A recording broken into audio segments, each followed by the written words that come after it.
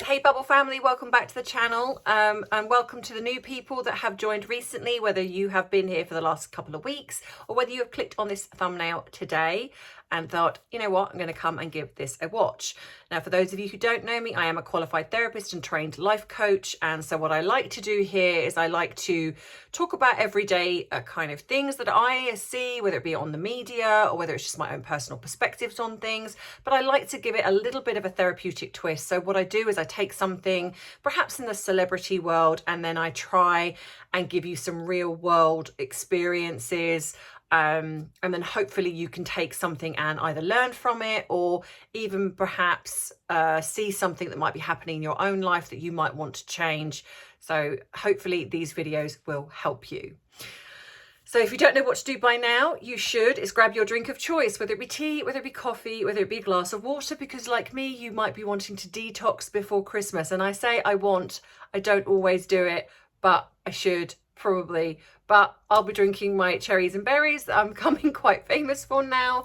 And you might want to add a little something to that drink to give it a little bit of an extra kick, because as I always say, it is 5 o'clock somewhere. And I do apologise for the fact the flag is missing. My parents were here at the weekend, and so I take the flag down whilst they're staying here because they stay in my room. So it will be going back up tomorrow. So let's grab that drink and let's dive right in.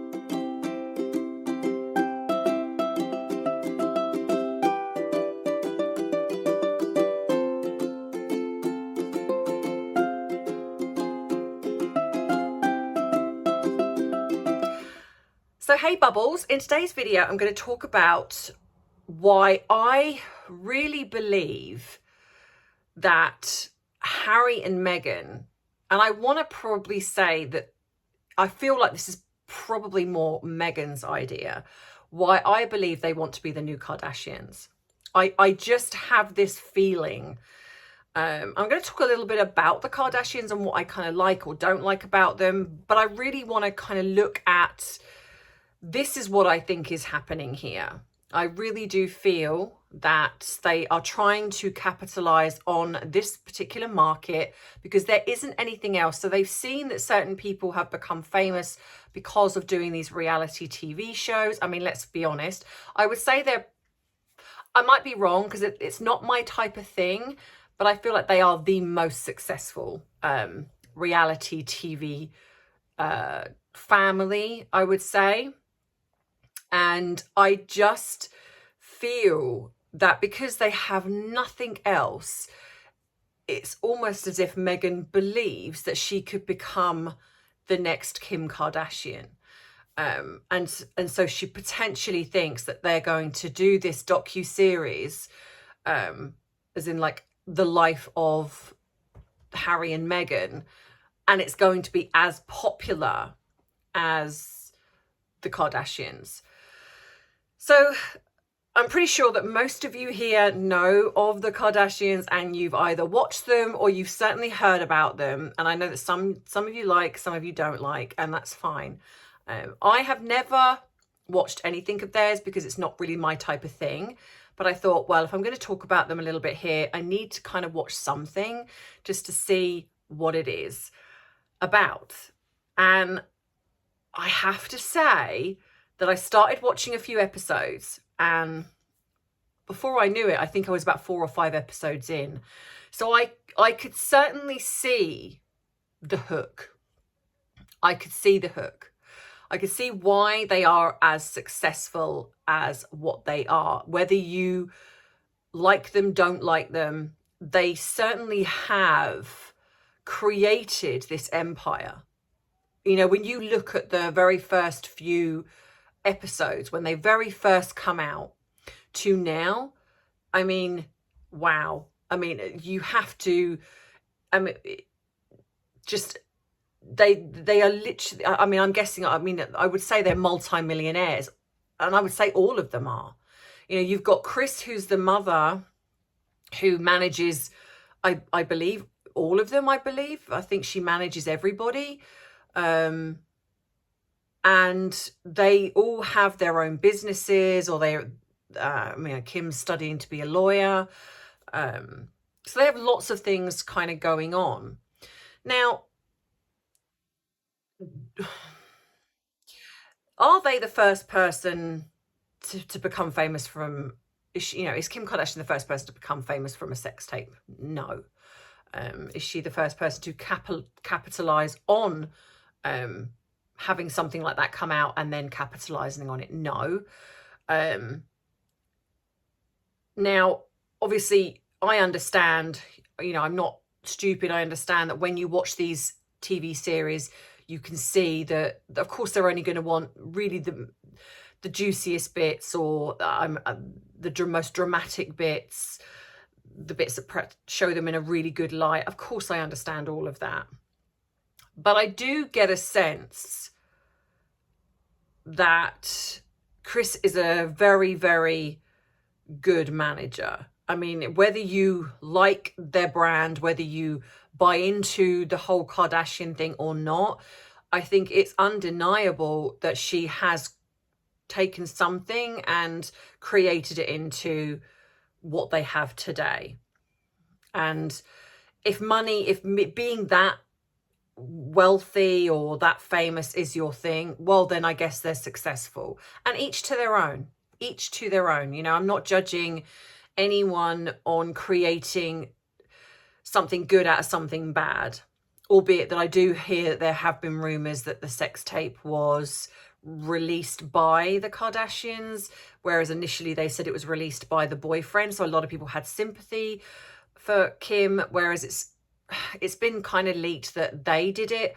But who knows? I mean, and either way, does it matter, because they are who they are. So I believe, in kind of looking at that, I can see where I think Harry and Meghan are going with this. I think their Netflix docu-series is a way for Meghan, because we know that she copies. We know that she cannot have a singular idea that has solely come from something original from her. From down to the way she dresses, to the way she acts. It's like she has to carbon copy, mirror in the world of therapy, that we would say she mirrors things that are more impactful, or things that she believes can create her to get more famous, or get noticed, or whatever it is. And so I feel that this is kind of where she's going with this docuseries. Now, I wonder, because I think when the Kardashians wrapped up their last season, I think they said that that was it. They weren't going to do any more.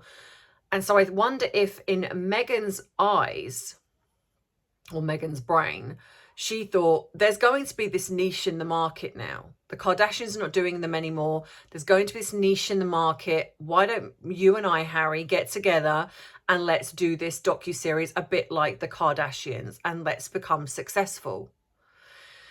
Now, obviously what's happened is the Kardashians have decided to redo another series. And I think they are season 2 in, and I've just sort of watched a bit of that as well. And you can see how much they've changed from where they were to where they are now. I mean, obviously so much has happened to them.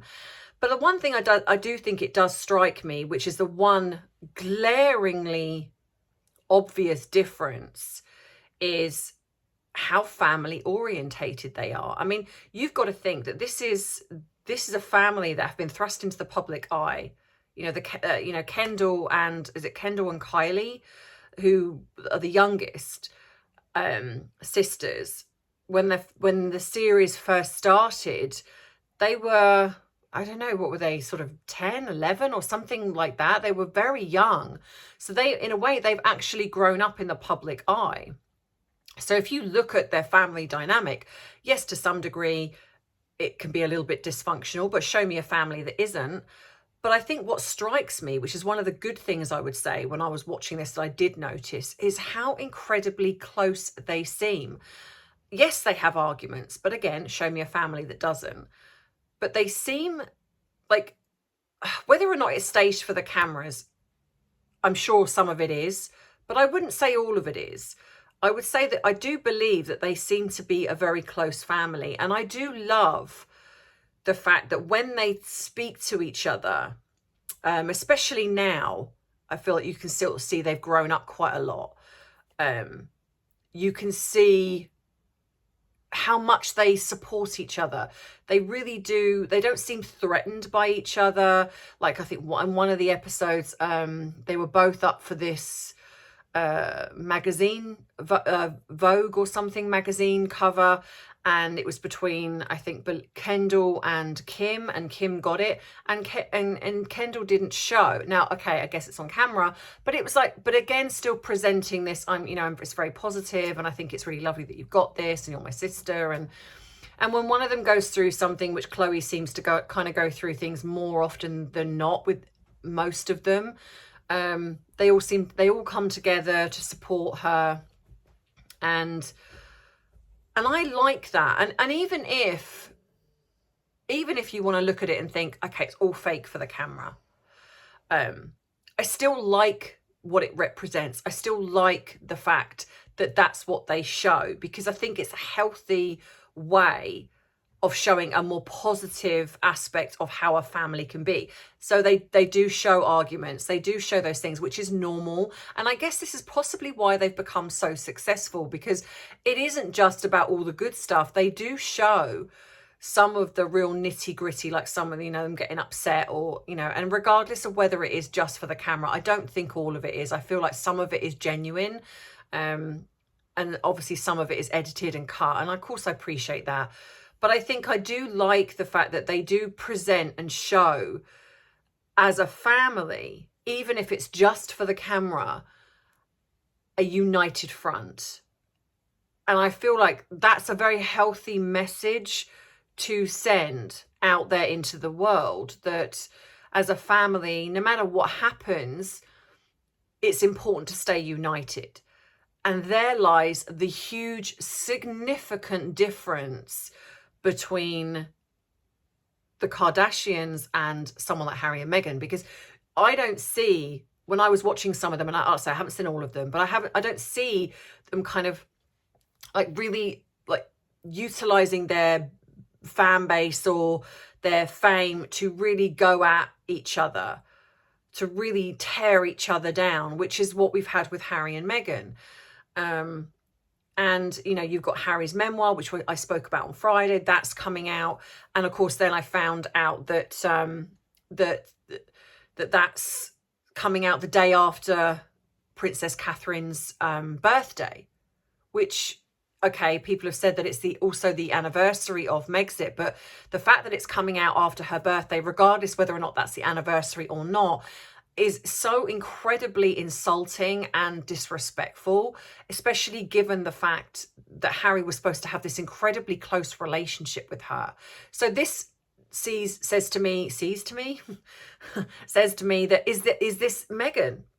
Can we, are we putting the blame with Meghan here, that's kind of orchestrated this and said, not just Meghan, Harry as well, but with Meghan saying, come on, let's do it that date. Because Harry would know that that's his sister-in-law's birthday.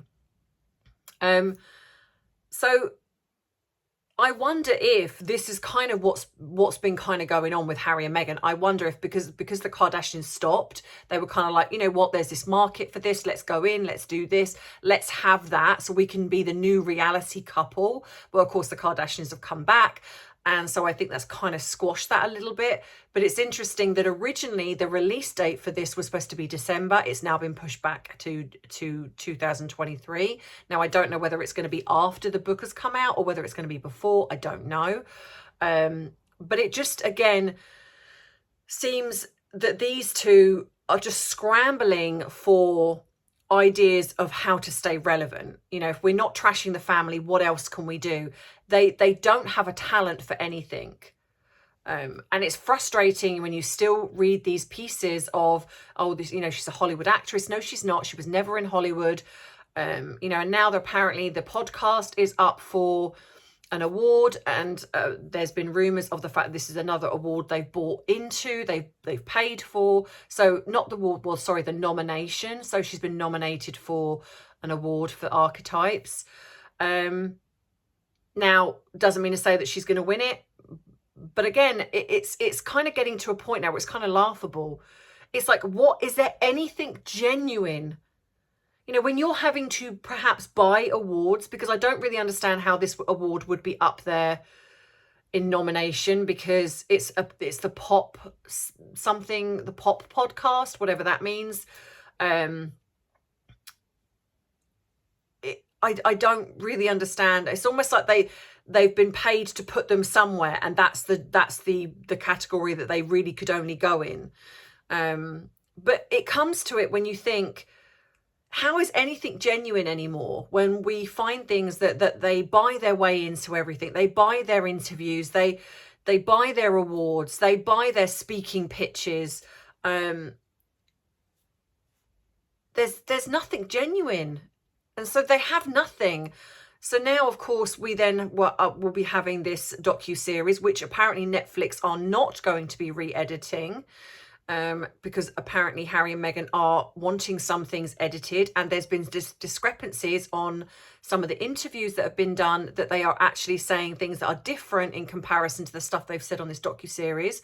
So I think this docuseries, if they are not allowed to go in and re-edit, I think it is going to go horribly wrong. And I would also guess that the reason perhaps it's been postponed is because The Crown is coming out very soon, the next season. So they don't want to overshadow that. So they're going to probably have that, then they're going to let it calm down, and then they're going to have this docuseries. So it's almost like, well, while The Crown is fresh in everyone's mind, they're going to want to watch Harry and Meghan.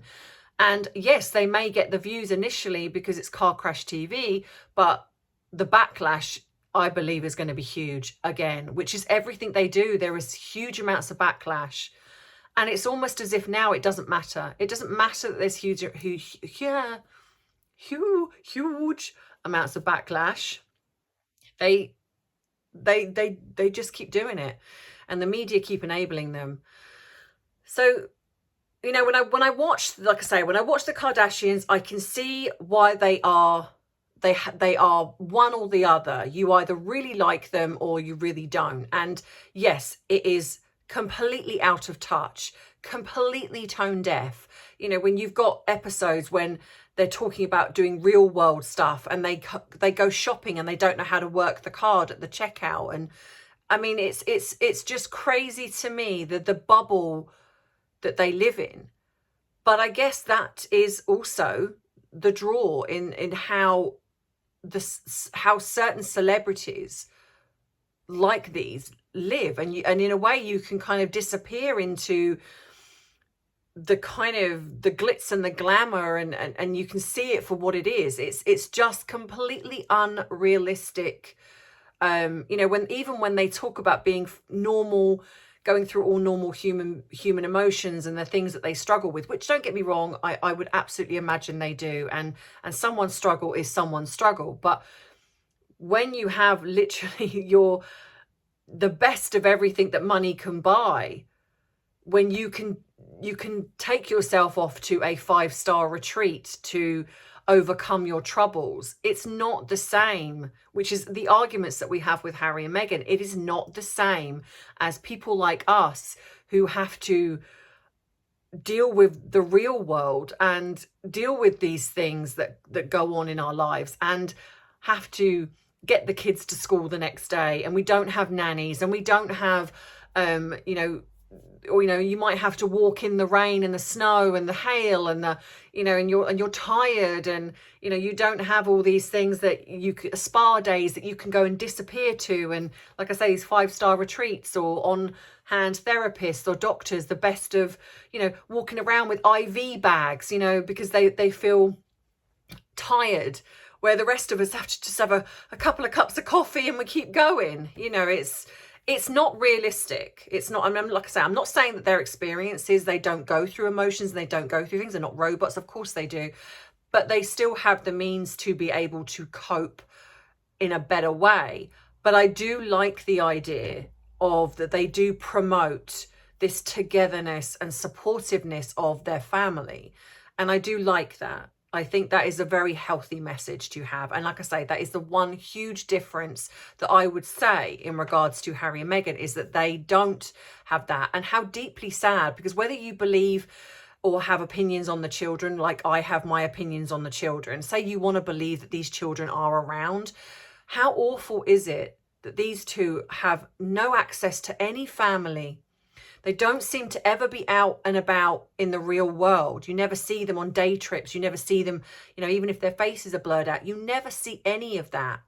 These, you know, whatever you want to believe, it's like they seem to just be nowhere, which isn't healthy. I mean, even kids that are as famous, that belong to parents as famous as the Kardashians, they still are shown and they still have the most amazing life experiences.